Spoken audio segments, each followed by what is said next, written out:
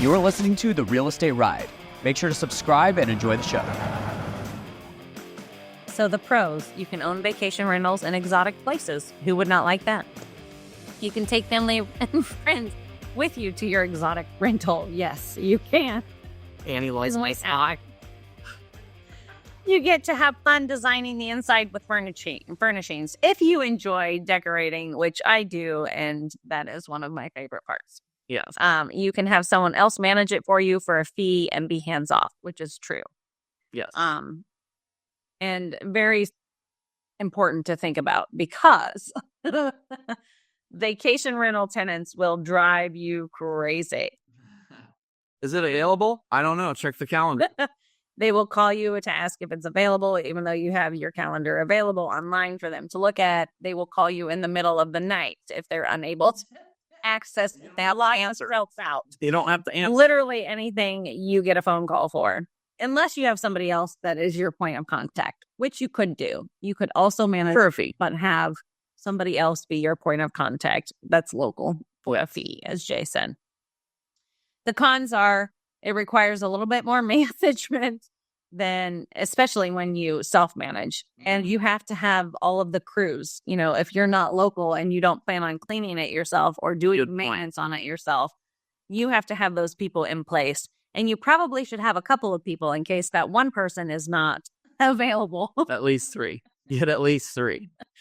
And then you may have vacancies at times to where you have no control over that. For instance, when COVID hit originally, we had property in Florida and Airbnb shut all of the properties that they were short-term renting down in the state of Florida. Yeah. And all around, obviously. That has a sucks. Right. Nobody knew what was happening. So because of that, we ultimately sold, but you never know when that's going to happen. So you want to make sure that you're set up and have it set up properly and well so that you can get rid of them fast if you have to. Yeah, that's what when we chose to sell. And we sold them quickly and killed it, made a lot of money, and we just bought more properties in Ohio. And now that COVID seems to be calming down a little bit, now we're buying again. we're buying in Florida again. So I guess all of these fancy words that we've been thrown around, and creative financing and subject to, and rental portfolios and all of that. If you're new to real estate, you may not have a clue as to what we're talking about, and that is okay because we're going to talk about it tonight, and yes, you'll get all of your questions answered. So a subject to is when you work with the seller to take over their property. So you're not taking anything from them. It's all on the up and up. We have all of the documents for it. You are taking their property. But yes. But legally. Correct.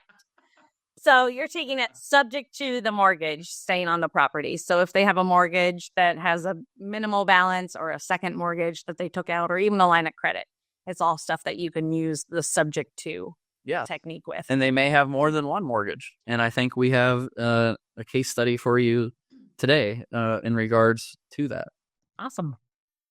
So why would you pick a subject to as an investment strategy? Because as Jay mentioned, we do a lot of things without using our own money, and this is one of them. Yes. Why did we start? Well, because when we got started, we bought our first house when we were in our mid-20s. Yep. And we saved $10,000 and lived in a little crappy one-bedroom apartment in order to save the money to buy that house. Okay.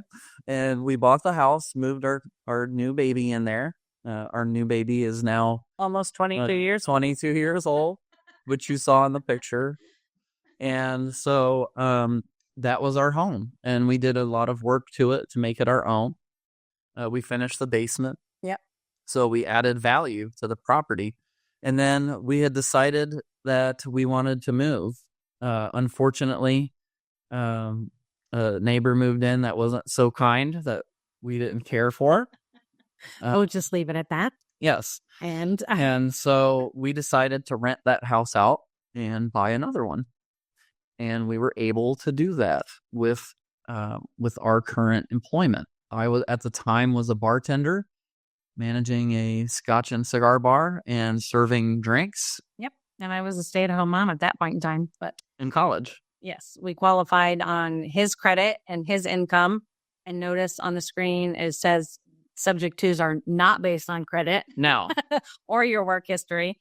So, and it's not based on how much money you have in the bank. So we were good as far as those qualifications with the bank were concerned for buying a second property. Yes. However, it stopped immediately after that. Yes. Well, we collected our first rent check. We made $300 per month. I was like, oh my gosh, I hit the gold pot here.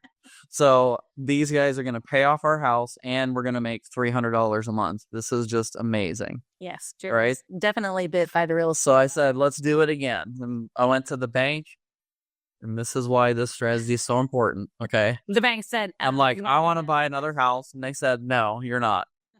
I'm like, what do you mean? Well, you don't make enough money. You don't,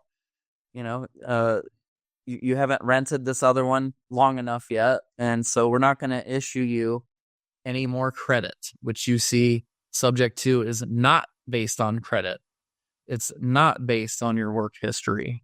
It's not based on how much money you have in the bank. And Instead, there is no limit on how many houses that you can do. Right. So clearly, subject to became the ideal situation for Jay and myself. yes. So no one was really there, a mentor to teach us at that point in time. And the internet was a baby, so you couldn't go to Google. Google didn't exist. Which is crazy. But yeah, so we went to the library. We got books and just started reading and learning. And thank you for the authors that wrote those books because they got us started. Absolutely. So, but like we said, the opportunity is endless and bountiful, and it is a fantastic program because you get to help out homeowners. Right. That's what I was going who to say. may not be able to sell. So yes, subject twos not only benefit you as the buyer, but they also benefit the seller of the house. Or Why couldn't a homeowner sell? well, there's lots of reasons, honestly. They don't have enough equity. Yep. There's not enough equity. The comps or the comparable sales are not there where they need. They could be upside down and not even realize it. Yeah, market's going down. Maybe their house needs too many repairs. Yep. So that was a lot more prevalent when we first started, but it is still out there. Yep. We take over these houses every single year Yes, we do. for the last 15 years. So the pros to a subject to are that you're not using any of your own credit. You don't have to bank qualify. So you have so much money in your bank account. And you can do them real quick. Like we can put something in contract within a couple days, honestly. Yes. It just depends on how motivated the seller is and what all we got to do. Yes. And sometimes it moves that fast. So Now, again, there are some cons. There's cons to everything, right? Yeah. There's nothing that you don't have that an opportunity for that has some downsides to it, typically anyway, if it's a real legit offer. yeah.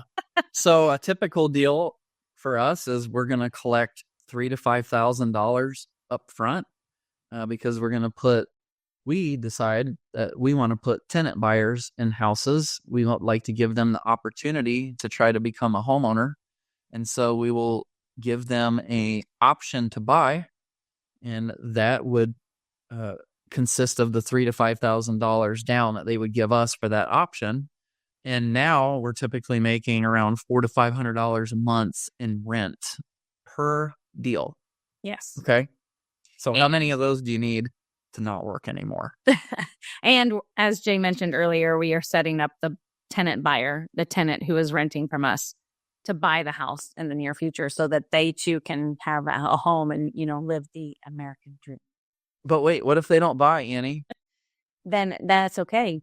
They can either extend it for additional money down or different terms, or we can have them leave and we'll do it all over again. And we do it again. They collect another $3,000 to $5,000. So the cons are not every seller wants to do a subject to. Right. And we have built these businesses that we have currently to include, several different options for the seller. Again, not something that you have to do. Yeah. Something that you could totally do. Yep. And so typically to find the subject twos, you're going to do a little bit more prospecting. than you normally would, but that just means you're increasing the number of offers that you're making to sellers. Yep. All right. So now we're going to talk about real numbers with a real deal that we have taken down this way. Exactly. Yes, subject to. So the address is here locally to us, which is, again, right outside of Central Ohio. And we met this person. Actually, I met this person through the dance studio that our kids dance at. So, again, just being out there talking to people and getting, what you do for a living. That's your pro tip. That is your pro tip. Tell everyone that you're buying real estate. Yeah, that you're a real estate investor. And even if you've never done a deal or even only done one deal, you're still buying real estate. Even if you haven't bought any, you're still buying real estate. Okay. So she had just lost her husband unexpectedly. She was a single mom and a teacher. And she just was done with this house. She didn't want to worry about a tenant again. They had moved out. They left it a mess. She had just paid to have it recarpeted. And she was just, I can't even explain to you how done she was. Done. Very done. Yes. So I said, no problem. We'll come over and have a chat. And Jay and I scheduled an appointment with her. And she knew Jay from the dance studio as well, just not as well. So I was kind of there just as a buffer. And that was an example that she could have sold it, but she did. She would have to make additional repairs to the house to make it ready for it to go on the retail market. And so there wasn't quite enough equity there for her to do that. And then we also didn't fit our formula to buy it and then fix it and resell it. There would be no money to be made. Right. It was just too tight. She wouldn't make any money. Right. And if we did it, we wouldn't make any money. So this is a great alternative. Hey, why don't you let us take over your house? We'll pay you $10. That's the $10 check. Because in the state of Ohio, you have to actually sell property for something. It doesn't have to be a whole lot. It can literally be $1, but there is a minimum that you have to sell. I think it's $10. We just do $10. Yeah. So some kind of monetary value makes it, more of a legitimate contract. And so we did $10 and took over her property subject to. I think that we did some painting. Yep, we did. We did some flooring. We did a little kitchen cabinet repairs. Yes. I think we spent around $2,000 repairing it. Yeah, between $2,000 and $2,500. Yeah, definitely. But not a lot, really, for what we got. So it was a 3-bedroom, 1 bath. Right? Yes. 3 bedroom, 1 bath. 1 bath. Yep. Laundry on the main floor, right off the kitchen. So it was a perfect setup. With a garage. Yep. With a detached garage, a great fenced-in yard. So it was really a good deal. And we did everything on the up and up. We had our attorney go over the paperwork and make sure that everything was, T's crossed and I's dotted kind of thing. Yes. Had her sign it. So it was all in writing what the deal was and how we were going to do it. She had a loan on it with the local bank. Yeah. And we actually got a letter from the local bank stating that they knew that we were taking over the property and that they were fine with that. And they issued us a letter. Now, you don't have to do that.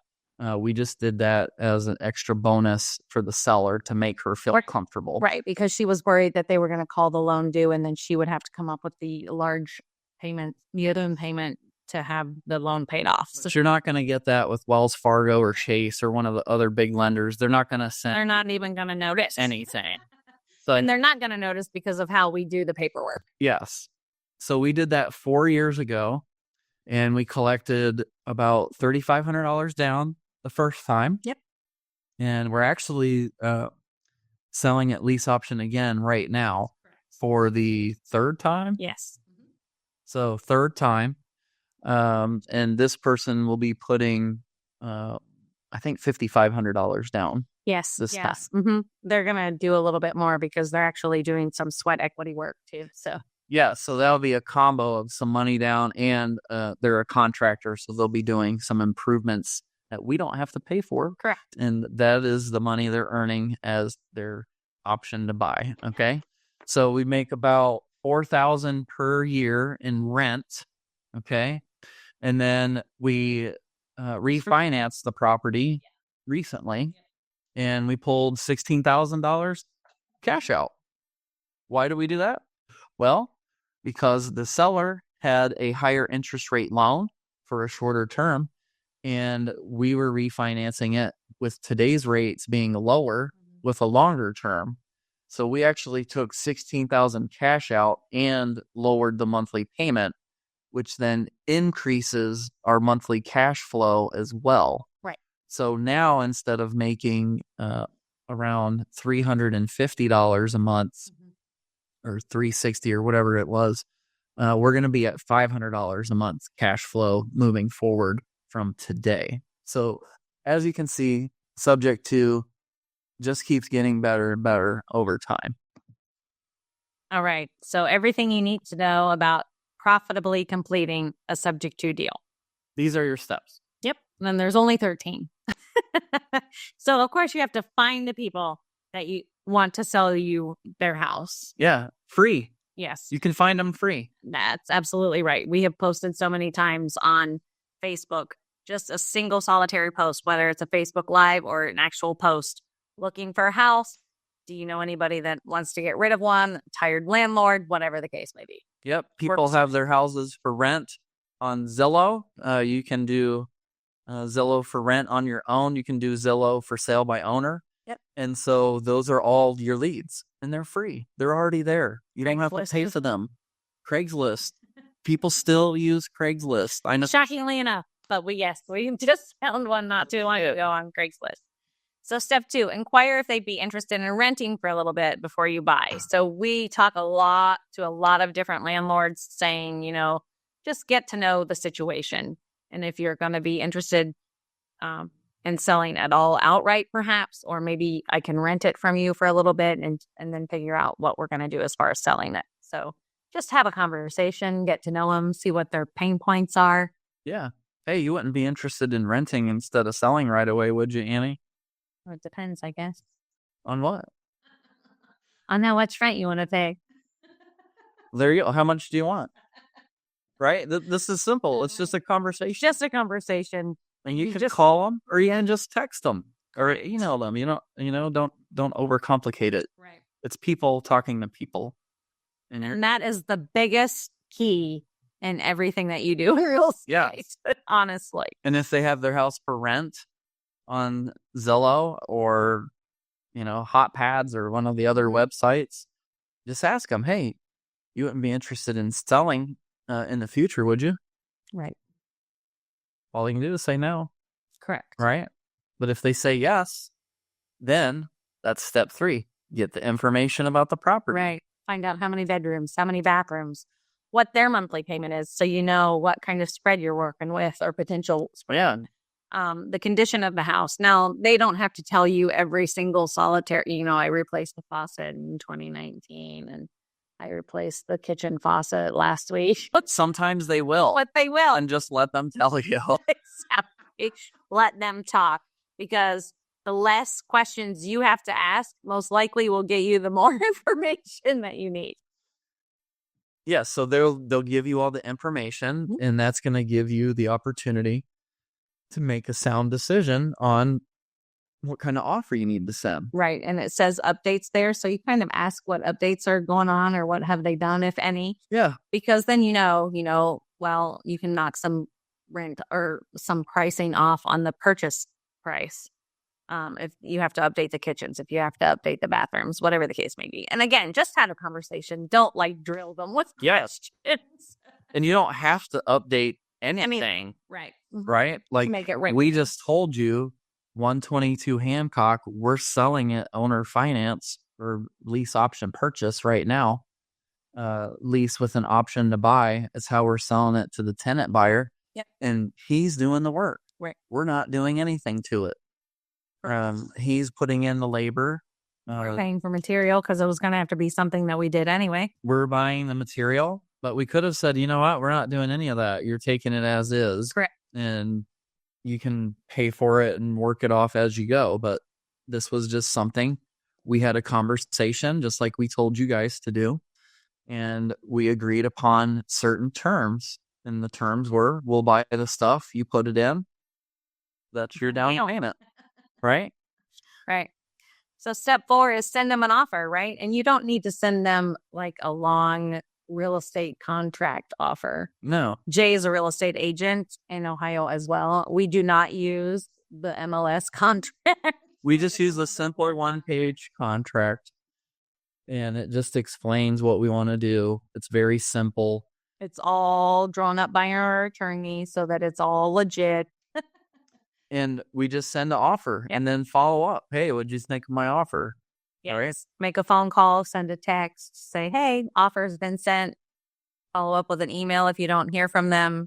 Continue to follow up if you don't hear from them for a couple of days. We just send it to them digitally. Yep. So they sign digital signatures. I mean, it's so easy these days. Right. It's very easy. You know, you don't have to go over and meet them and sign it at the table. I mean, No, you can. And there will be some older individuals that require that. Yes. They are not tech savvy and they will tell you, if we have to do this by email, I'm not doing it. We have signed contracts on the hood of cars in hospital rooms. So that we have. Where else? Hotel lobby. Hotel lobbies. Like, it doesn't matter. Just get it done. Correct. Right? Sign the dotted line. Right. And then do an inspection. And I'm not talking about, you can hire an inspector to do an inspection. We have done. Yeah. We recommend that actually if you don't really have much experience because, well, you just don't know what you're doing yet. So you don't know what you're looking for. Correct. And for a few $100, you can find out everything that's wrong with the house. Right. And that way, you know, you could share that with your tenant buyer if that's how you choose to dispose of the property. Or with your seller and what needs to happen as far as the sale price is concerned. Yeah. Maybe you need to use it to renegotiate the terms, get a lower price, or get some kind of credit from the seller. So it's a powerful tool. It's from a third party. Yep. And you can use that for multiple purposes. Maybe you're going to close on it, fix it up, and live there yourself. And so this is a great strategy. One of our students did this same strategy for their own home. So they were able to acquire a property and negotiate with the seller that they're paying no interest on the loan. So there's the options are limitless. Yes. So again, we have everything drawn up by the attorney. We use a title company because that way it's much easier and cleaner. And we just are ready to rock and roll. Yes. The title company is great. It tells you about any liens that are on the house. We have gone to take over a house before. Yes. Subject to. And we, liens. we thought there was just a mortgage for $25,000 and we were requiring a house that was worth $65,000 at that particular time. Right. Well, we did the title search, found out there's $175,000 in judgment liens. Yes. So a lien can be a judgment lien for credit cards or for bank accounts or for tax liens or for, believe it or not, water bills because water bills attached to the property. We've had a $780 water bill that hasn't been paid on a property before. Or another one we bought recently, code violations. Yes. Property maintenance violations where they have attached a lien to the property. Almost $4,000. Yes. And code violations. So do you want to know that up front or do you want to find out later? And now it's your debt. Exactly. Because you took over the house without checking for liens. Don't do it. And to keep on the up and up as far as the seller is concerned and to protect the seller, we record everything paperwork-wise at the county recorder's office too. You can take it down there for a fee, file it. It's protecting you. It's protecting them. It's protecting everybody involved. So we make sure that that is crucially known to our sellers as well. Yep. So you can have your title company record that. You can do it yourself. Or you can hire an attorney to do it. Right. And so that's step 8 is have your attorney draft the subject to paperwork. They're going to have to put their stamp on it. And then they can record it. Or if you want to save some money, you can walk it down and record it yourself. or again, like we said, have the title company do it. And then after you had done your step 6 inspections, and hopefully you got a rehab cost estimate, you can decide what repairs you want to do. And so, do you want any repairs done or not? And if you do, get those finished. Then market the property.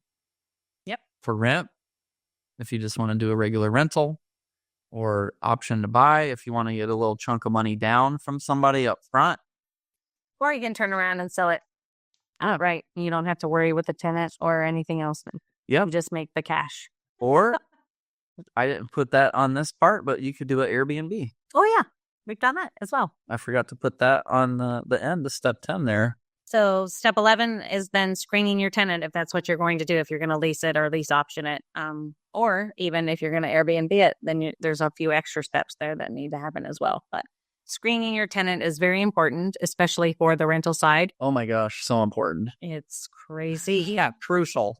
Crazy. The people that you applying for place. Just because they have cash doesn't mean you should rent. Correct. Ask us how we know. So we're doing background checks, right? And we're checking for unpaid utilities, right, and criminal history. Yes. And you just want to know who you're renting to, or who you're going to potentially rent to. Now, we do not screen them and decline them based on their credit. We do look at their credit, but we basically look at the credit with them and say, do you know what your credit score is? And can you talk to a mortgage, especially for a lease option person? Do you know what your credit score is? Do you want to talk to one of our mortgage lenders that we work with to see where your credit is as far as a purchase contract is concerned, and how many months it will take you to get to where you can purchase it? So that is helping them not only improve their credit and know what's going on in their life and with their credit score, it's also telling us how long we need to write the contract for, what their credit really looks like as far as their late payments are concerned. So do we want to do a lease option with them? Do we want to just rent to them for a little bit with the option further in the future? Whatever the case may be, we use that information for more things than just say, okay, you can rent from me. Yes. So step 12 then is signing the paperwork with the best tenant that you figured out in step 11. Oh, you want to make sure they make enough money to rent from you. That's what I was just going to say. And signing that paperwork is, verifying their references, making sure that their employment is legit. All of that is part of screening it, or screening the tenant, not it. No. Sign the paperwork with them. Again, we do it with .loop, so it's very easy. They can either come into our office and sign in person. We can send it via email and have them sign it electronically. That's .loop. Yes. You sign electronically. All of that works and is legit. And then you just sit back and collect the payment and make the mortgage payment on the other side of it. There's other options too. There are. Like HelloSign, I think, is an option for online signing. DocuSign is another one. So those are just a few that you could use. And then the best part, step 13, collect the payment. Bam, baby. You just got paid. Jay's favorite part. Yes, my favorite part. And you could easily close one of these, find the property, get it under contract, get the paperwork done, and get it filled in less than 30 days. Yes, we have done it in about 2.5 weeks before. So it's not hard. It just depends on other people most of the time. Getting references back, getting the credit check back, getting those things. And the condition of the property, how much work it needs too. Yes. So how do you grow your wealth with seller financing? Jay mentioned seller financing when we were talking about subject twos. Yes. So we allude into the subject matter. This is supposed to say why pick seller financing as an investment strategy. So the difference, okay. Let me finish the slide first, right? Pros and cons of seller financing. Seller financing case study for you. And then everything you need to know about profitably completing seller financing deals. Clearly, I should have looked at the slide deck a little bit. Sorry, because my husband did it this time around. So, what is seller financing? So we went over subject two. Subject two is when they actually have a lien or a mortgage on the property. And seller financing is when the seller owns a property free and clear. So there is no mortgage. Correct. There's nobody they're paying except the tax bill, and hopefully they have homeowners insurance still. And that's their only cost for holding that property. And so they sell it to you on terms. Typically, when we do seller financing, Jay is the master negotiator in these deals, and he loves to come up with his own terms. And typically, they take his terms. Typically. Not always, but typically. So, and obviously, the terms that we come up with and that you should come up with are beneficial for both parties. They don't take advantage of people by any stretch. And No, but they always have the option to say no and renegotiate. And it's a business. Correct. This is your business. You need to make money. So you create the terms that make sense for you. Right. And if they You present them to the seller. Great. If they don't, maybe you left a little room for negotiation, which is what I do. And so you can renegotiate, or you just follow up later. No means not right now. Okay. No means not right now. So, yeah, we talk to them about well, I say we, but typically Jay does most of the talking in most of the scenarios. Yes. And we just talk to him. I do go a lot of the time just to see, because typically he's meeting with the sellers, and he's always meeting with the sellers, but typically it's a husband and wife that own it, or brother and sister, or whatever the case may be. Yeah. Plus Annie wants to see the house. Right. Right. So I go and what did you do? I just hit the forward button. And talk to them as well about the terms and what we're going to do, and, how we both can make money. So obviously, why would you pick it? Well, you get no interest loan. That is the cream of the crop, right? No interest loan. And we'll explain that a little bit later as well. But the seller could agree to low or no interest loan. You don't have to qualify at the bank to get this loan. It's not based on your credit. It's not based on your job history. It's not based on how much cash you have in the bank. It's based on your ability to establish yourself as an authority, and more importantly, to develop a relationship with the seller and really find out why they're selling and what is important to them. Right. And then make that happen. Right. Okay. So the pros of this is the seller wants to get paid in full sooner.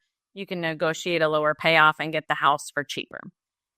You could negotiate the terms if you want, like we were talking about. Jay always comes up with the terms, leaves a little bit of wiggle room most of the time, so that we are making money, they are making money, everybody's happy. Yes. And you can pay it off very quickly because it has no interest. Low or no interest. And as an example, if Annie and I bought the same house for $100,000 with the same payment, and one was financed from the bank and one was seller financing with no interest, it takes 30 years to pay off that property with the bank financing. And if you get seller financing, you're typically paying the house off in 9 to 11 years. Right. And that is a significant difference, where moving forward for the next 20 years, where you would have been paying the bank $500 a month in interest, you're now putting $500 a month in your bank account instead, additional $500 a month. Now, the cons to this is that not everyone owns their house free and clear. So this is not always an option. So therefore, because not everybody owns it, the pool of properties is smaller. Yes. But we have a case study. Look at there. We do this more often than not anymore, honestly. We've been in the business long enough that people know what we do and see our videos looking for houses, and word of mouth in this town that we live in spreads pretty quick. So when somebody has a property, we are one of the first people that they call to get rid of it, which is awesome. Now, how do they know? Because we post on social media. And we talk to people that we are out and about with. Everybody knows what we do because we tell them. and we post on social media. So this house is a 3-bedroom, 1-bath house, 2-story, single family. It is, again, here locally in our area. It was owned by a couple that own a restaurant here, or a couple restaurants here actually now. And again, they could not get rid of it and they were tired of it.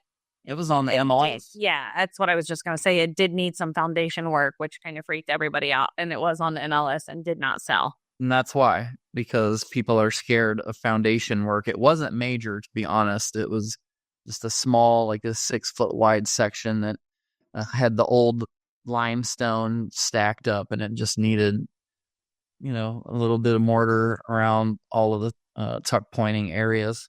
And so, like we said, we have a construction company. We went in and fixed it easily.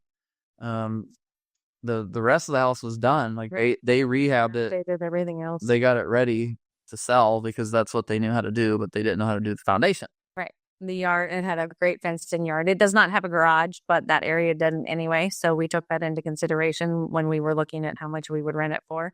And just to be clear, it did not have a fence when we bought it, but the first tenant buyer that we put in Not about that. The tenant buyer that of the fence. And then when they qualified to buy, they got a new job in a different city about an hour away, and they moved. That's right. It was not fenced at the first. Darn it. Thank you for the $10,000 privacy fence. Right? So again, Jay negotiated with these guys. We had lunch or dinner or something and sat down and talked and said, you own this free and clear. You can't get rid of it. We're willing to take it. But I'm going to give you no money down. Right. Because, why? I have to fix the foundation. So my money needs to be applied toward that. Okay? And they agreed to it. Yep. And we paid them $500, or it was actually $416 a month. Yes. $1,667 was the payment. Yep. Yep. And so we had that for 6 years before we actually paid off the loan. Yep. And we refinanced it. Took some money out. Yep. Took some money out and used it to buy another property. Right. So our cash flow was $500 a month. Yeah. Based on what we were paying them, the $416.67. Yeah, we only had 2.5 years left to pay on it. However, we paid it off early, like we said, because we wanted to take cash out of the property to buy another one. Right. So here we are again. 13 steps. Everything you need to know about profitability. Looks familiar, doesn't it? Profitably completing a seller financing deal. Well, again, these look awfully familiar, don't they? Right. Steps 1 and 2. Steps 1 and 2. Free leads. Zillow. Craigslist. Facebook. Post on your Facebook page. Right. Facebook groups. Instagram. Lots of options. Whatever you want to do. Correct. Right? Word of mouth. Get to talking to people that you know in your area. Get the information. Bandit signs as well. We didn't even talk about bandit signs. Yeah. We do use bandit signs. They're like $10. It's a very inexpensive way. They're not free because you have to buy the signs and the stakes, but they're real cheap. Check your local ordinance because sometimes you'll get fined for those signs. And then they're not so cheap. Again, ask us how we know. Like we put them out as an example in Ohio here. They really don't care. There's a couple zip codes, but we put them out in Naples, Florida. And they really do. Yeah, and they're like, you need to go get your signs by tomorrow or we're fining you $250 per sign. Yes, they really do. So we went and gathered them up. So step 3 was similar to the other ones as well. Get your information. Talk to the people that you're wanting to buy their property from. Get their pain points. See what updates they've made, if any. See what updates are needed, if any. Yes. And then send them that 1-page offer again, or just an email saying, I'd like to buy your house. Can we have a chat? Or, is this, it doesn't have to even be a 1-page contract at first. Obviously, it should be a 1-page contract, and it will need to be one by the time we come to closing. But at first, it can be an email saying, hey, I'll give you whatever it is for your house. You can use a realtor contract. It doesn't Correct. matter. You can write in the addendum what the terms are. Yep. So, whatever you feel comfortable with. Yes, just get it under contract, right? Just do the steps. And then step 13, collect the payment, right? All the other steps are the same here. Yes, in this situation. Okay, it's just a matter of whether you're doing a seller finance contract or a subject to contract. Right. Okay, that's really the only difference between those two. All right, now we're going to talk about lease options. How to grow your wealth with lease options. What are lease options, Jay Adkins? Why pick lease options as an investment strategy, Annie Adkins? What the pros and cons are. We have a case study in this subject area as well. And then everything you need to know. The 13 steps, I would have a feeling, is what that is, right? It could be, but we don't want to kill any surprises for you. Sorry. Right. What are they? What are lease options?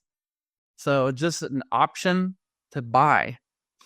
And Yes, which we've mentioned previously already this evening. At some determined time in the future. Yep. Some determined time, because it could be a 30-year lease option. It could be a 2-month lease option. Yeah. It could be a 1-month lease option. It could be 12 months, whatever you pick, right? And that's going to depend on your conversation with the seller. Now, if you really aren't a people person and you don't like to have conversations, then you may need to hire somebody to help. But typically, you can do all of this by yourself. Yes. It's a rental, and you have the option to buy and sublease it. Okay, so that means if I talk to Annie, hey, Annie, let me option your house, right? Okay. And so I get an option to buy from her. And then I find you who are listening now and say, I'm going to offer this house to you to buy.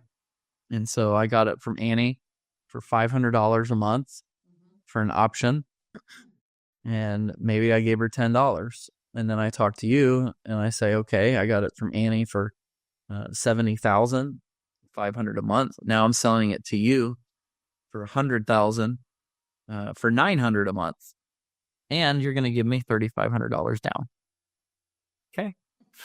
Okay. So send me your email and I'll send you the paper. That once upon a time was considered a sandwich deal. Yeah. And in the state of Ohio, that is no longer legal unless you have a real estate license, which Jay does. So please check with your local area as to what you're allowed to do. Now, that being said, you can still lease option properties to buyers. You can lease option to a regular tenant.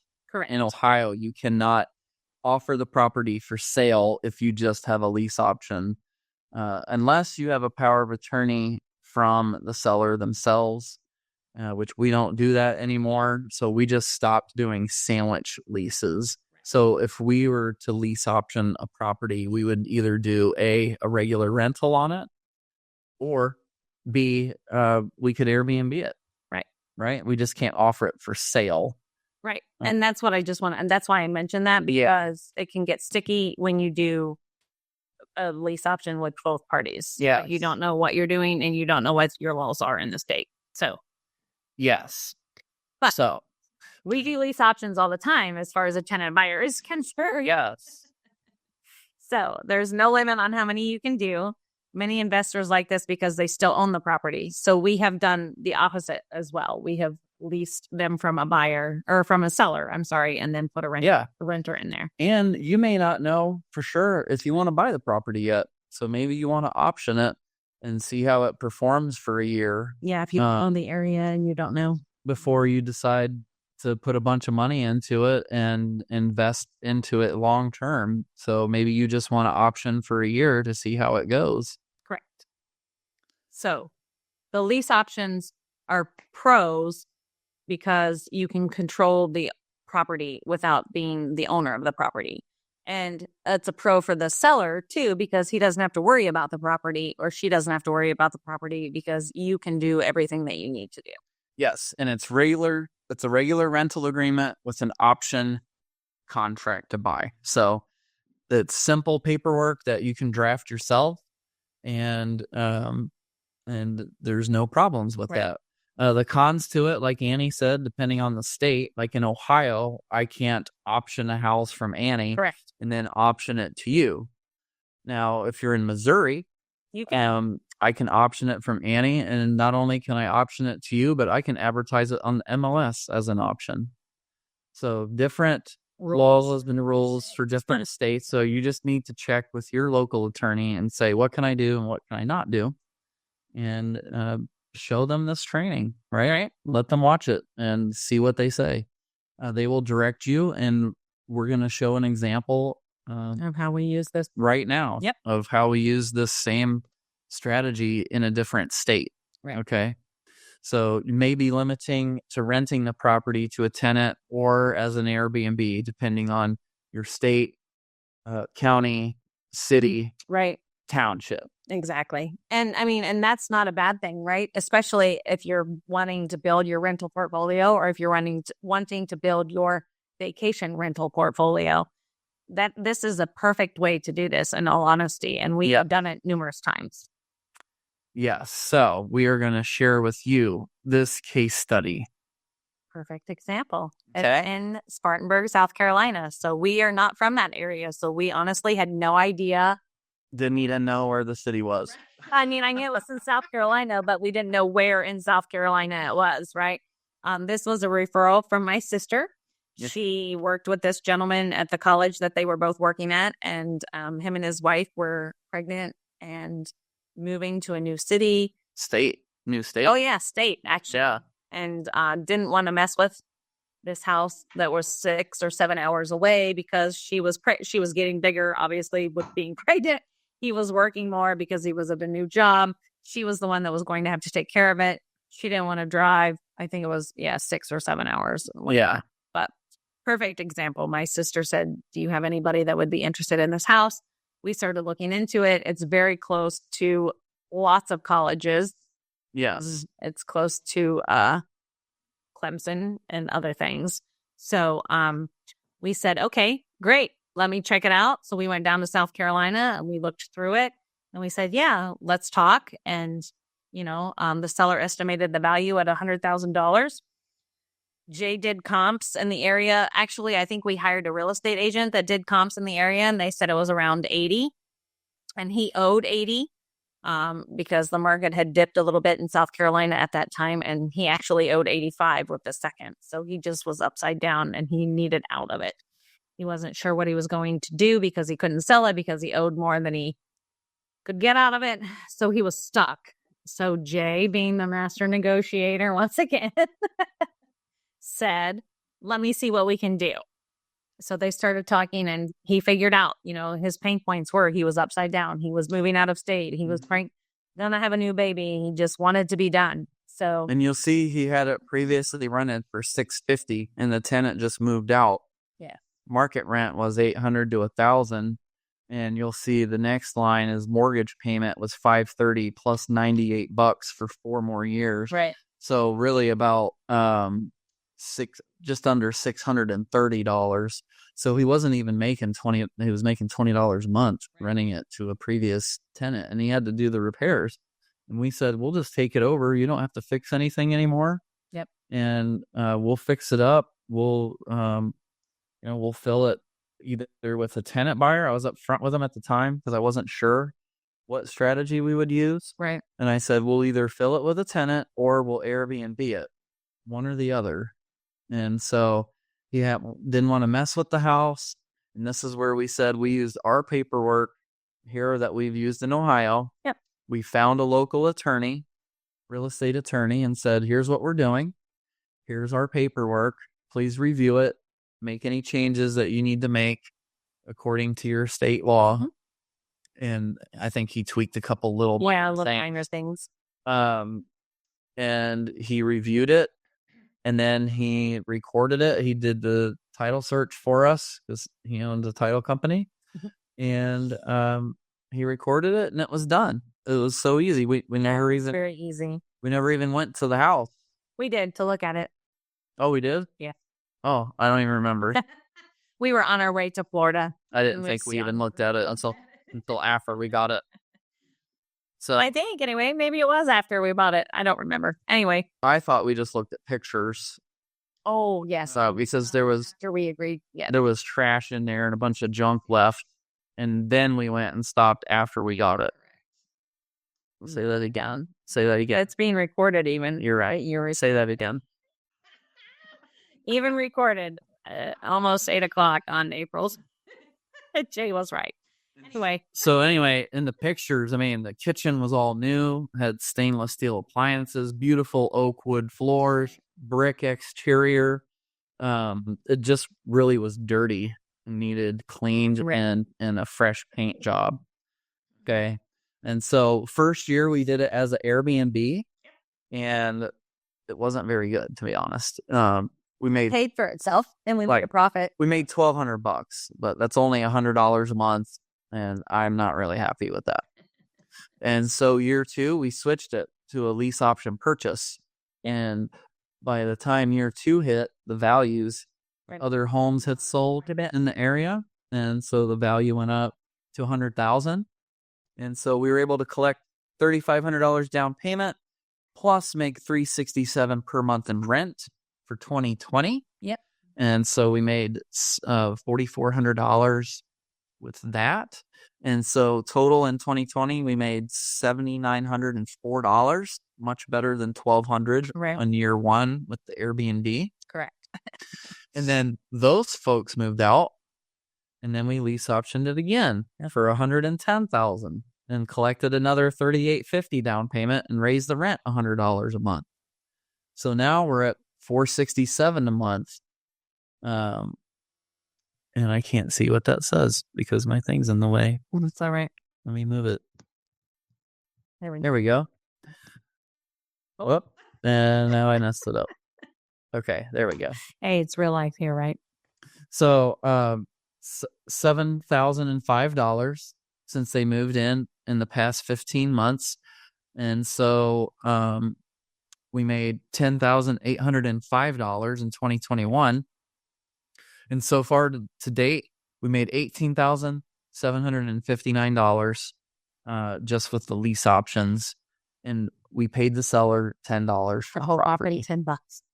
Okay. And so that is the power of a lease option. So in that state, we can lease option the house from the seller. Correct. And then lease option it to a buyer. Correct. So that's an example of, find out the laws for what you can do for whatever area you're in. Exactly. And utilize the tools that are legally allowed for that district. Yes. So again, 13 steps, right? Same steps as always.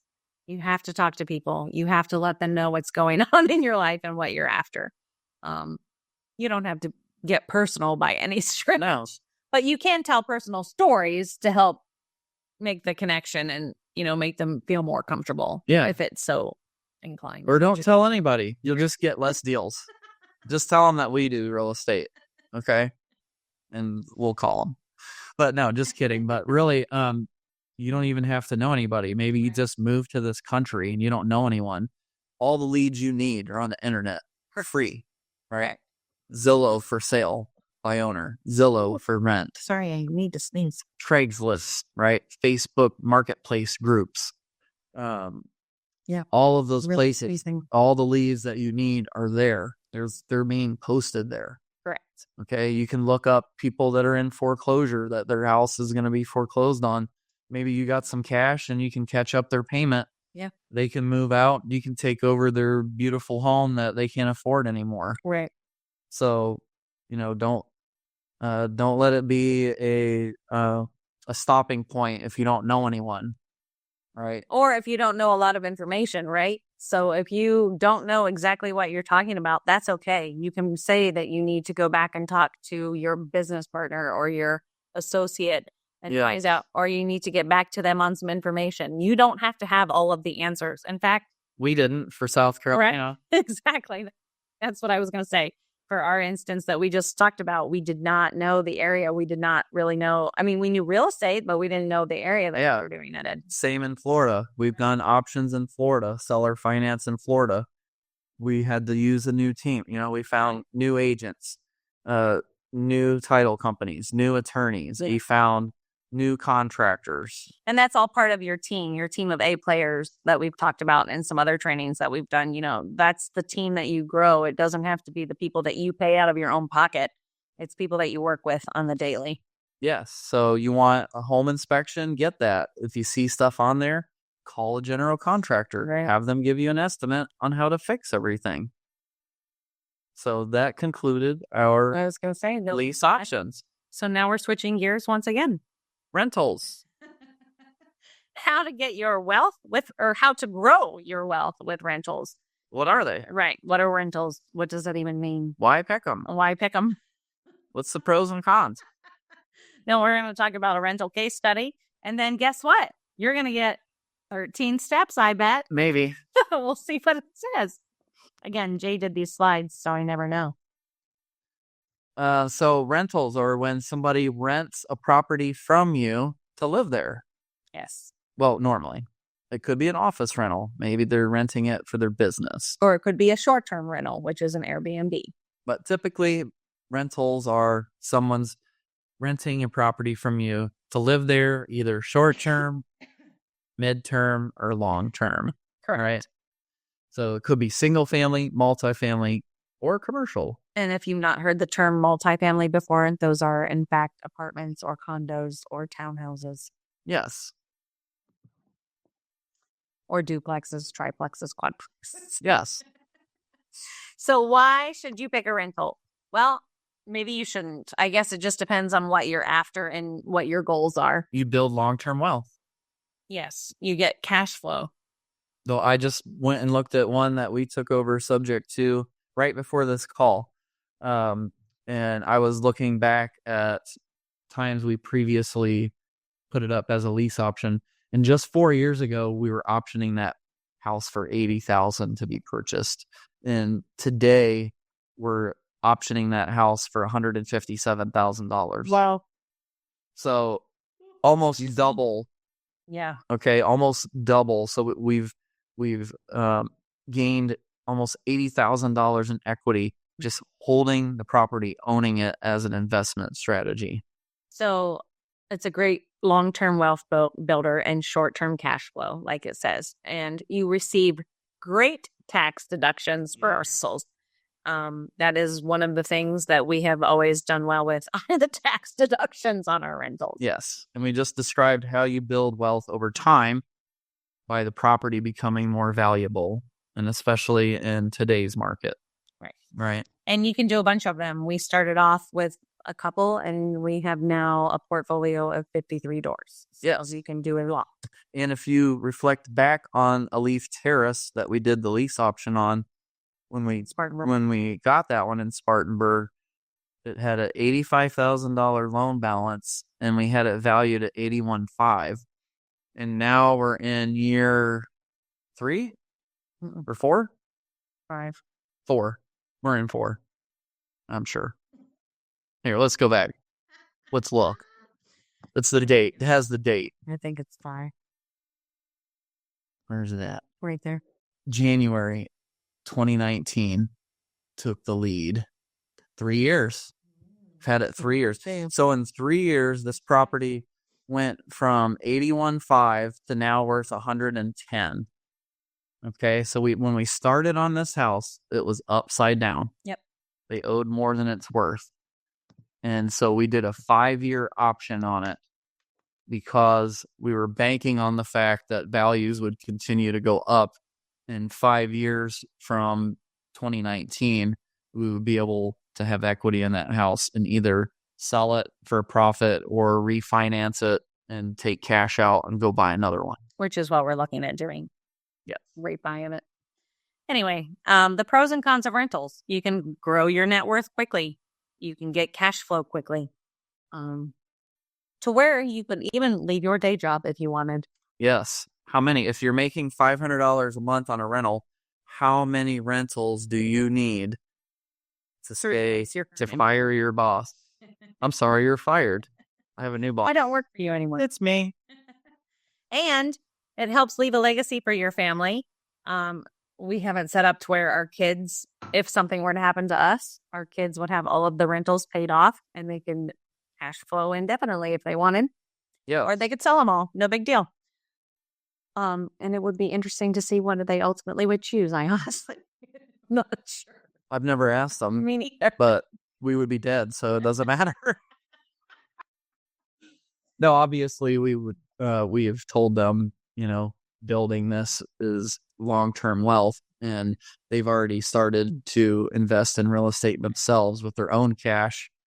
Plus they bought Into some rental. their first 3 in it last year with us. So Yeah. So pretty exciting when your kids get involved, and they're all making $150 or $200 a month each on their first rental property. And in all honesty, the last pro that we have listed is what we strive to do. And when we come across these people, there are some landlords out there that should just not be landlords. Mm-hmm. And we have really helped get them out of some sticky situations by using the rental method. So yes. So cons to rentals, if you're using bank loans like me in the past, you may get shut down. You may be limited on how many you can purchase, but you may not. There's a lot more new creative finance programs out now where it's just based on credit score. So they don't even care if you have a job. They don't look at how much you have in the bank. I mean, it's kind of scary, but those loans are now out again. Right. No doc loans. No doc. That's how everybody got in trouble back in the day, but they're doing it again, so they're available and ready for your usage if you want. And the one thing that most real estate investors who are landlords don't originally think of when they start is you have to save some money of that cash flow in the bank so that you can account for any and all repairs, or if people break leases and destroy your stuff, because it will happen. No matter how much you screen people, it will happen. Yes. And it's up to you. Like some landlords don't paint. They don't repaint. They just refill and go. We like our units to be nicer, so we will repaint them. So usually when a tenant moves out, it's our choice, but we choose to put a couple $1,000 back into the property to make it really nice. Yes. So we're going to talk about a case study that we have. Yes, I love this property. 200 Hudson Avenue. This is one of Jay's favorite out of all of the ones that we have. Well, it was one of the first handfuls of properties that we purchased with bank loans when we were able to qualify. Because, like we said, we bought a couple houses, and then we went through some personal issues. Like I went to jail. And we lost, not to sleep. Yes. Oh, he went to jail and then went to rehab. And I was pregnant with our fourth baby while he was in rehab. Yes. And my employer at the time decided I was no longer a team player and fired me. So we were both unemployed, and I was at home with 3 children, pregnant again. And we had nowhere to turn to, and we lost our personal house. We lost all of our rental property that we had. Yep.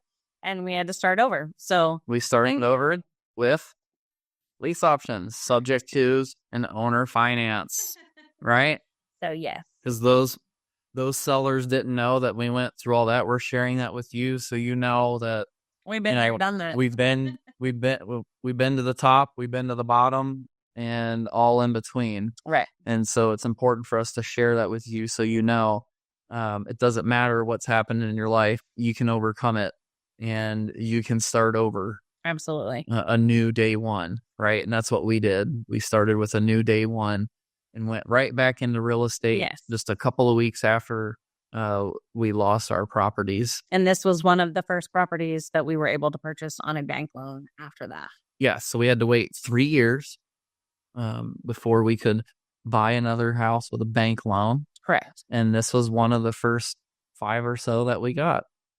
And so it had a detached garage too, which is great. We've used it for our material storage for the last decade or so. And this was a out-of-state owner who 3 unit. So there's 3 apartments. he sucked at landlording, and so they were all empty, even though they had been mostly rehabbed. They were all empty. So we did get a discount on the property, and because we did, our local credit union let us buy it with only 10% down of purchase price, because we were buying it and fixing it under 80% of after repair value. And so the bank counted that 20% equity as a 10% down payment credit. Okay. So a lot of it was upgraded already. Mainly the utility stuff. There were some things that needed to be done cosmetically. So it needed new flooring, paint, and stuff like that. Yep. So, and there was one unit that was only a 1-bedroom that we converted to 2. Yep. And, we rent these out and we pay water and trash because the water is not split off. He upgraded all of the utilities except for the water, but that's okay because that's a perk. We can charge the tenants a little bit more money because we pay for their water and their trash. Yes. So we made $23.40 per month in rent, and that's gross. Yep. And we pay trash and water, like Annie said. After all the bills are paid, we make $14.45 and 9 cents per month. Look, you put I make. During, well, Wow. Wow. We know Annie actually gets all the money, so. It's because Annie does all the work. So during the past 5 years, we bought this one 9 years ago, and since then, we've made $86,000 for the past 5 years, and before, rents were $650 per month for the that was our profit for the previous 48 months. So in the first 4 years, we made $31,000, and then the past 5 years, rents have increased significantly. Yes. And we also refinanced the property, and so now we're at $86,000 the past 5 years. So we've made over $100,000 off of one rental, and also pulled out $22,000 in cash from refinancing the property to go buy another one. You hear that theme there? And just refinance, go buy another one. Along this same line of themes, here are the 13 steps for the What? rental. 13 steps? I can't believe that. Everything you need to know about profitably completing a rental deal. There's leads, free leads. Same steps, guys. Free leads. Use the social media aspects that you can. Use the stuff that's out there for free. Speak to people. Tell them what you're doing. Talk. Make offers. Make offers. You cannot get a property without making an offer. Set a goal to make 1 offer a day or 2 offers a day, and do it every day. I mean, except Sunday, of course. Yes, because you have to design your life first, depending on what you want to do with your business. So design your life, then design your business, then make offers. Yes. Now we are going to talk about vacation rentals. What are they? Thing on the planet. What are vacation rentals? Why pick vacation rentals as an investment strategy? What are the pros and cons? Vacation rentals case study we have for you from one of our coaching students. And then everything you need to know about profitably completing a vacation rentals deal for you today only. Oh my gosh. Anyway, what are vacation rentals? I'm sure you've heard the term vacation rental, short-term rental, Airbnb, Vrbo. They're all the same thing. Or furnished finders is now a new thing as well. And furnished geared towards medical people. Yes. A furnished rental is also all of the same stuff. It's a vacation rental house. It can be a house, a condo, an apartment, a multi-unit. A room in your house. Your house. Your camper. Your basement. Your shed. The apartment above your garage. Whatever the case may be. I'm laughing, but people are now rent renting sheds as tiny homes. They convert a shed to a tiny house and then rent it in their backyard. Obviously, this depends on where you are located. Yeah. So we're not saying And what your city ordinance is. exactly. Find out all of that. And that is a great point because there are many places, especially in Florida, that you cannot do vacation rentals for. You cannot have a short-term lease of any kind. So you do need to check deed restrictions. Know your rules. Like we bought one in Cape Coral in Florida, and when we bought it, there was no restrictions. There were no restrictions. And then after we bought it, then they changed it to, okay, now you have to stay a minimum 1 week. Yeah. All right. Now there are some areas, like Annie said, where the minimum stay could be a month. And then there's communities that have their own restrictions that might say you can only rent 2 rentals per year, and the minimum has to be 30 days. Right. So find out your state law, county law, city law, township law, and then community or HOA laws. Yes. And all of it is very important. Do not break the law. So you can typically make between 50 and 100% more in cash flow each month on a vacation rental. That's a good reason. Yes. Wow. You can block out weeks that you can go and stay there, which is our favorite. That's a great James reason. is no longer allowed to do the slides because he is very personalized all of his slides. Well, it was my favorite. I wasn't sure because you weren't here for that. Anyway, as I said, when we started talking about vacation rentals, these were my favorite because you can go and stay wherever you have a vacation rental. You can block out a week. You can block out 5 weeks. You can block out anytime in between or however long you want. We would stay 4 to 6 weeks in Florida in the summer, and that property is paid for by vacationers. And so we go with our family and we get to stay there, and it cost us nothing. It cost us nothing. That is what I like. Yes. And then this is also something that we started doing was trading with people that have Airbnbs or vacation rentals as well. If we want to go to St. Louis, we traded a week in Florida. If they wanted to go in a Frank Lloyd Wright built home, it was gorgeous on, 50-acre property. Oh, so beautiful. We traded her for a week in Florida. Yes, we did. So the pros, you can own vacation rentals in exotic places. Who would not like that?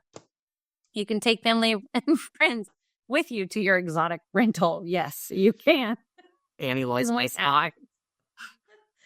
You get to have fun designing the inside with furnishings. If you enjoy decorating, which I do, and that is one of my favorite parts. Yes.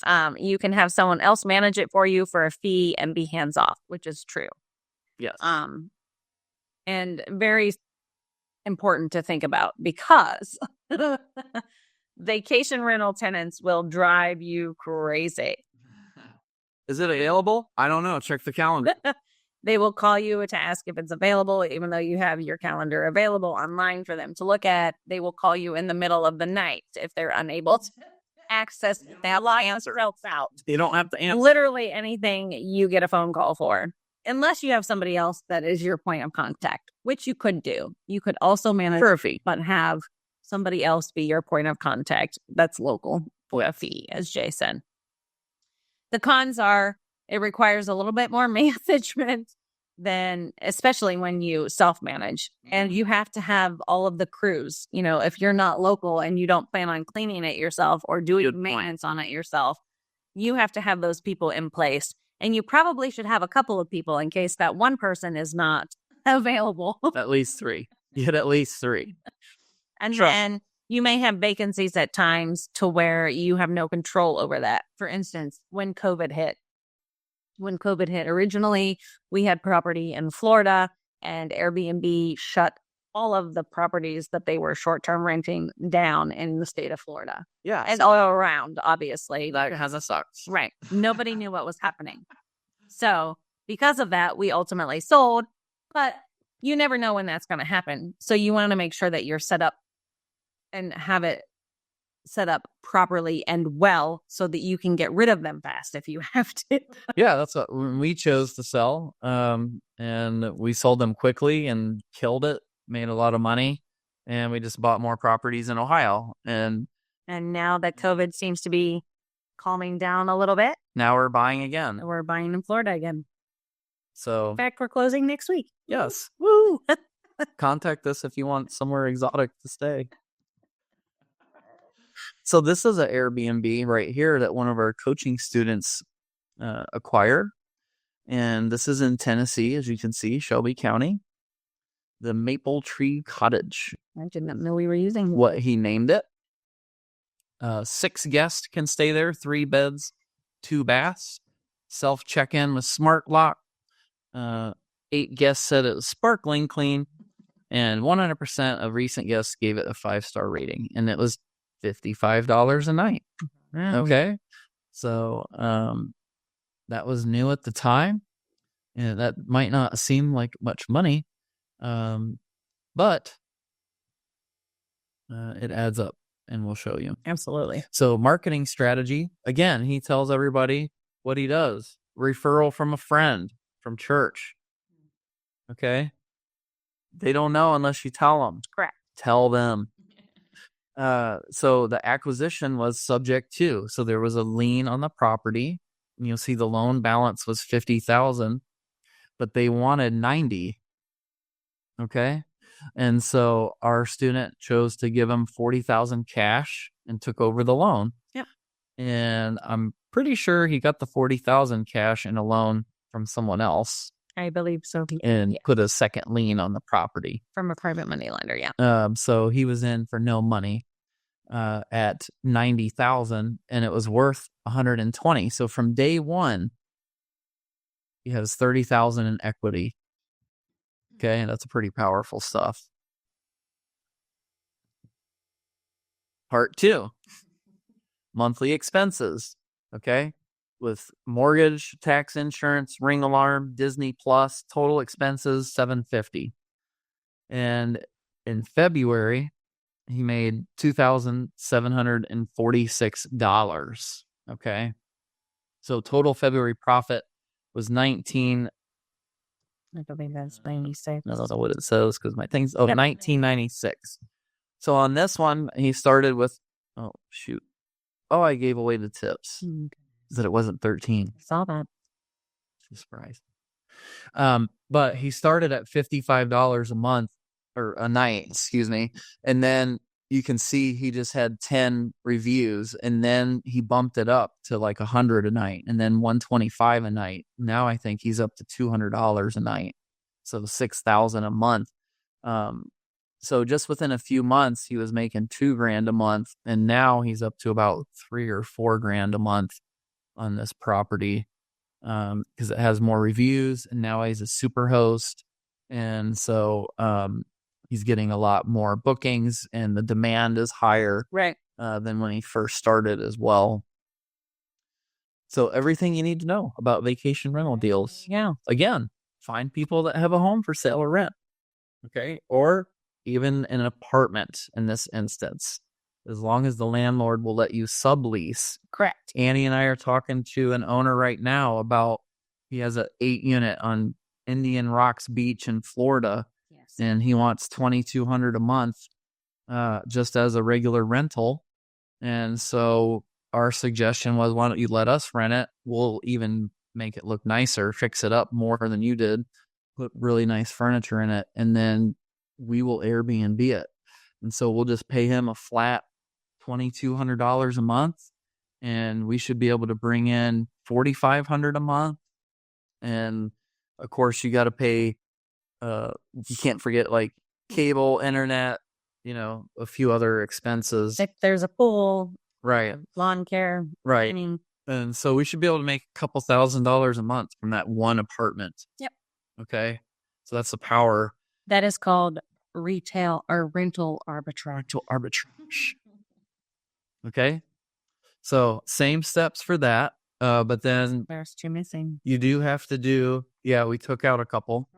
You do have to do market research for your Airbnb rents and occupancy levels. which can be done on Zillow. It can be done on Rentometer. It can be done on AirDNA, which is what we use. AirDNA. Their DNA for Airbnb. Yes, Yep. And send an offer. Follow up. correct.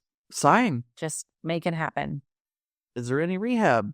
Figure out the cost. Depending on if you're buying it or renting it, depends on if you do title or not. Right. So that one is iffy. Depending on what you got going on. If you're just renting an apartment or a condo from someone and subleasing, then you don't need to do any title work. You're not purchasing the property. So yeah, and the biggest difference is that you stage not even stage, just furnish. Yeah. Get it ready for vacation. And the more perks you have in your property, the higher the reviews are. The higher the reviews, the more you get rented, the higher you stay on the algorithm for Airbnb and for VRBO. And then honestly, it's real picky. Yeah. You can drop down and they can suspend your listing for a week. It's crazy. But yes, you can definitely add value to your rental by how you stage it and what you offer. Or if you sub it out to someone, sub it out to a super host. Right. Who's already experienced, has the rating. Yes, that's a great idea. Also, if you don't want to mess with it yourself. But I mean, and when I say offerings and perks, I'm talking about like bottled water in the fridge when people arrive. Yeah. Little baskets with disposable toothbrushes and toothpaste and just different things like that. A bottle of wine, perhaps, from the local vineyard if it's close by or something. Yeah. Just anything that would send, just the added touches. Yep. And then the other step in here was staging. Yep. Get it ready for vacation vacationers. Yep. Right? And collect payment. Bam, baby. Give me that money. All right. So we have Bonus. talking about all kinds of stuff, but now we're going to give you a little bonus content. You didn't even know. It's just a bonus. But we talked about using other people's money a lot, so we thought we should probably share a little bonus information with you. Correct. So how do you grow wealth using or providing private or hard money loans? Right. So as we've mentioned, we used to own, I think we mentioned it anyway. Yeah. We used to own a mortgage company. I had my mortgage license. And I did too. Yes. And we did lots and lots of loans. And we now have executed over $50 million in private money and hard money loans too. Again, speaking to our friends that have money to lend, whether it's in a 401k or an IRA or in a bank account or money market account, we do all kinds Those are retirement accounts, if you did not know. Or if it's just sitting in a bank account, not collecting anything, or in a CD, collecting 1% or something. Or maybe they inherited money, or they just sold their house and they have extra cash. Or won the lottery. Honestly, any of that would work. So, private money loans are mostly from individual people with usually lower rates and better terms. So, not as good as bank rates. Hard money and private money typically are a little higher than bank rates or a lot higher than bank rates, depending on who you're dealing with. And no paperwork, no correct. underwriting, like easy, so easy. It's very easy. Can offer deferred payments and release draws right away. So we do a lot of private money for construction, or for not construction, but rehabbing, our rehabbing business that we have. So they, you send them pictures, you send them video of stuff that's done. They call the title company and release the funds. It's not typically very long, drawn out process. Some banks require all kinds of paperwork and hoops to jump through in order for that to happen. And you may have like a $60,000 rehab budget. And if you split it into 3 phases, it's $20,000, $20,000, $20,000. The bank would want you to do the $20,000 in repairs yourself with your own money first, and then they will refund you. Whereas a private money lender will give you the $20,000 first, and then you use their money to fix it. And then once they confirm that the $20,000 in repairs is done, then they'll tell the title company, or they'll send it to you the next $20,000. So it enables you to be able to flip more properties at once because you don't need as much capital. typically private money loans are not based on your credit or your assets or your experience. It's based on who you know and how well you know them. Relationships. Yes. We have lots of private money people that we deal with that have been acquaintances of ours initially, and now they become great friends, and now they lend us money all the time. But we didn't start with them. Correct. Or they are friends of ours that just happen to get their 401ks situated to where they can benefit from making money on real estate now instead of the stock market. Lots of people change jobs. And so when they change, they have a 401k sitting at their old job and it's just still in the 401k. Well, they could convert that over to a self-directed 401k and then loan us the money to do real estate deals. And then hard money loans are something similar to private money loans, but typically with corporations, hedge funds. That's nice. Hedge funds and private equity groups. They're typically at a higher interest rate ranging up to 18%. Yeah, 18. I've seen 10, 12. 12 is pretty common. Yes. 15. And they are typically for 3, 6, 9 months with extension possible, but extension fees added on to that. Yes, and they may charge points, which a point is just 1% of the loan amount. So if you have $100,000 loan amount and they charge you 1 point, that would be $1,000 as an example. Yes. So those are the differences in a nutshell. And obviously, we use both. Yes. To this day. So when you're talking private money, again, you're talking to people that you know, friends that you know or have, friends of friends that you have, local investors or local entrepreneurs that have money that they don't really know what to do with, that they're not real keen on investing in the stock market, or they're not making the kind of return that they want on the current investment that they have, and they're looking for something different. So again, you're talking to people, giving out what you do, how you do it, and making those connections. Or they want to get into real estate, but they're too scared to do it themselves. Or they don't have time to do it themselves. And so they will participate and be in real estate by loaning you money, their money, and send them pictures, show them the progress, right? Like have them involved so they feel like they're a part of it. Yes. You know? Attend local meetups and RIA groups, real estate investor association groups. There are a lot of those that are popping up these days, more so now that COVID again is starting to back off a little bit. There were a lot of them and then it kind of disappeared and now they're starting to get back into it. But again, talk to people that, talk to your parents, friends, talk to people that they know that talk to people. Yeah. Just talk about what you do and what you're after. And you, again, don't have to know all there is to know about it on the subject, but you do need to know a little bit. Yeah, and a lot of our questions. Private money lenders were new. They've never done it before. So similarly to what we're telling you now, we go over these steps with them. Like, this is what you should know, and this is what you should be careful of, and this is what we do for you to protect you. And we're going to go into that also. But first, we want to share with you what not to do when raising private money. So don't advertise on any social media or any email or any video of any kind, any advertisement of any kind that looks like an advertisement, even if it's not. Like, hey, if you'll give me a loan, I'll pay you 15% on your money. Yes. The SEC will be on you quicker than you even think that they will be. Yes. And they like to put people in jail and fine them. Do not do it. Don't go to jail. It's not fun. Just ask me. Do not advertise a guaranteed return on anything because you do not know and you are not licensed to do so. Do not pool money together from other people. Do not pool people's money together. Yes. But that's so don't borrow from Joe Schmo and Jane Smith and put their money together to buy this house. Like, there is a way to do it with first and second lien position. Don't just say, I'm going to take this money and I'm going to buy it. Where they're separated. The money is separated. They're not together. Right. Okay.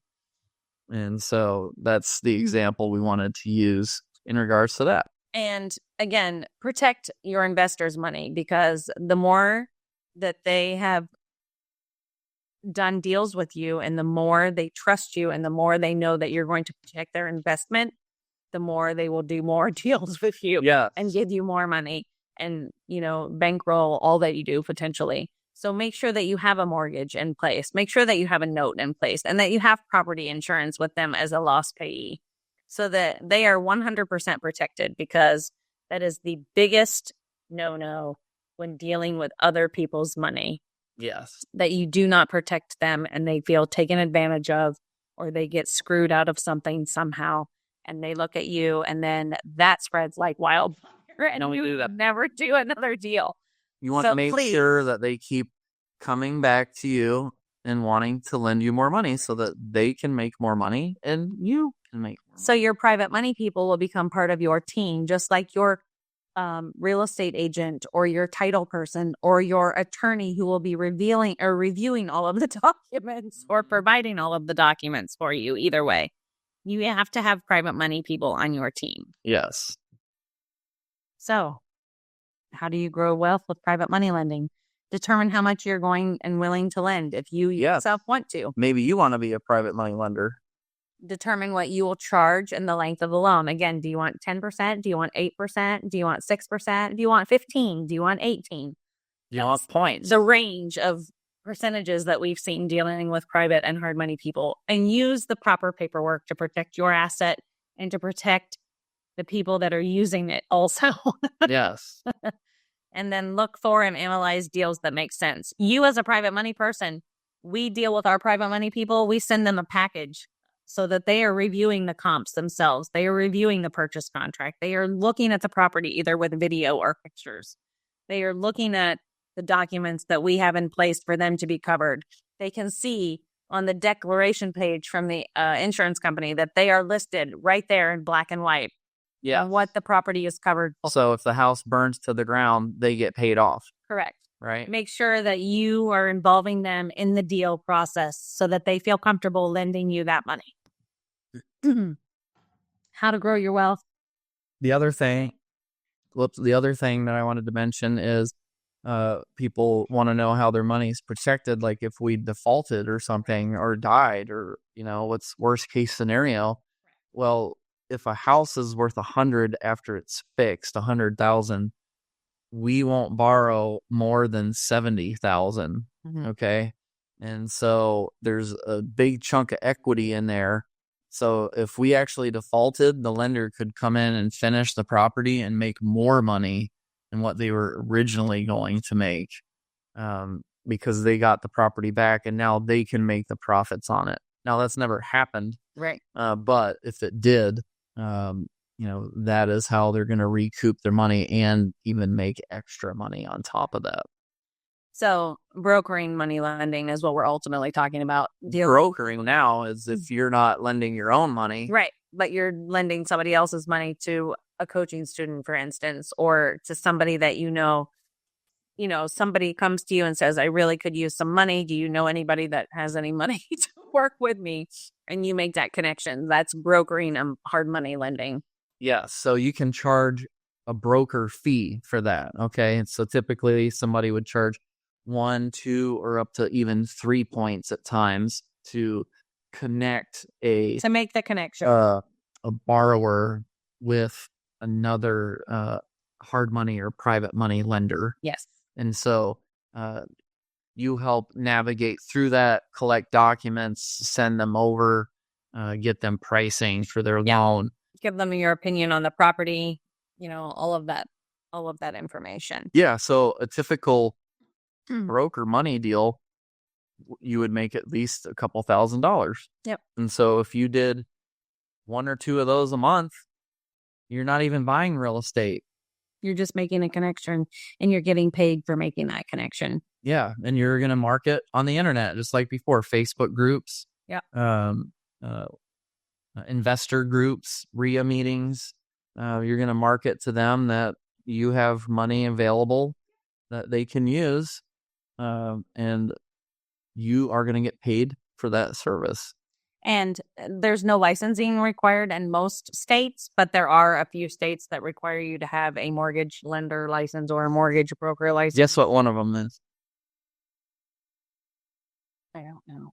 California. Of course. It's a different country. So again, just check to make sure that you don't need a license. And if you do, then get one if you're interested in doing that. Get it. It's worth it. Is that it?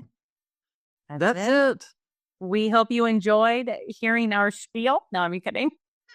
No, we hope you learned a lot. Yes. And realize that you can do this yourself. Absolutely. I don't have a college degree.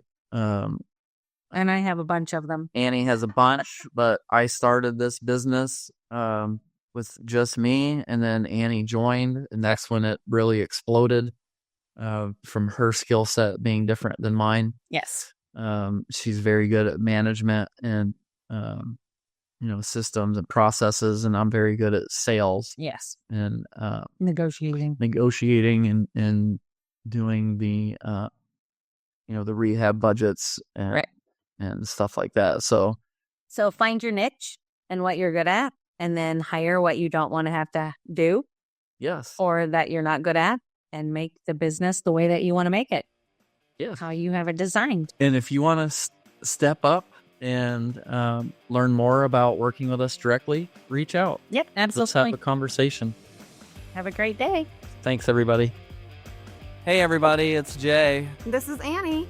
We are so grateful for you joining us on our podcast and listening in and participating. We want to offer you this additional free bonus, and that is joining our Facebook group. Yes, where we will have other individuals, not just us, but having conversations on all things real estate, and we would love to have you join us. So just click the link below and head on over and join our group. Thanks, guys. We'll see you on the other side.